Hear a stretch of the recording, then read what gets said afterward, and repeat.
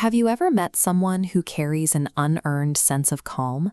The kind of person who remains steady when things go wrong, responding to hard situations with a quiet stability that defies the chaos around them. That quietness stands out because it contrasts so sharply with the modern mental baseline. Most people carry an exhausting amount of background noise, a constant hum of regret about the past, endless rehearsal of conversations that went wrong, and quiet anxiety about a future that may never happen. When you ask these exceptionally calm people what changed, many point to the exact same daily habit. They started reading the Bible every day. While the spiritual significance is important, there is a measurable psychological dimension to this practice that changes how you think.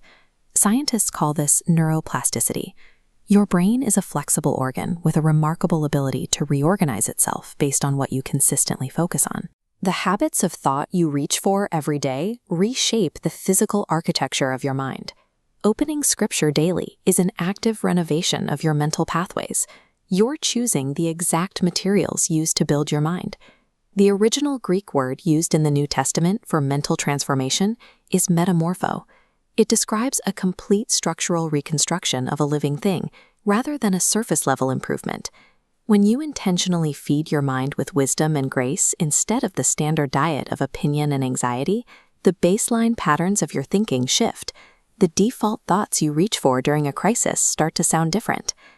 This chart shows how daily scripture reading acts as a guard at the gate of your mind. By filtering out erratic noise and holding on to something solid, the mind stops processing only what the world is saying. The volume of your inner world changes. The problems in your life remain, but the mental static clears. This creates the space required to breathe, evaluate, and respond to life deliberately, rather than reacting blindly. This mental renovation changes how you process threat. By consistently replacing the noise of what if with a steady internal reference point, your mind registers danger differently.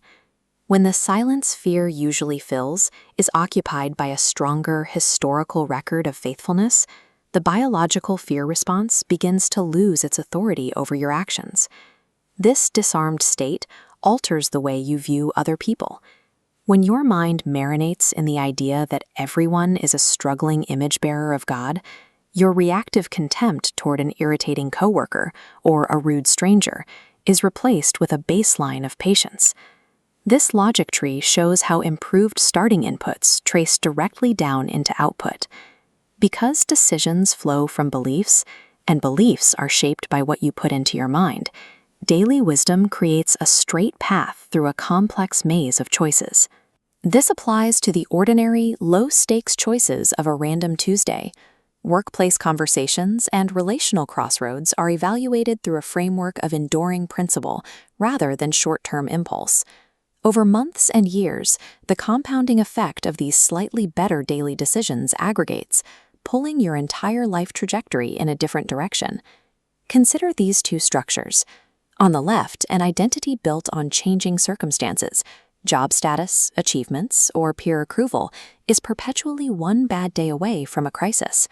On the right, an identity anchored into a solid, unmoving layer of bedrock remains stable when the ground moves.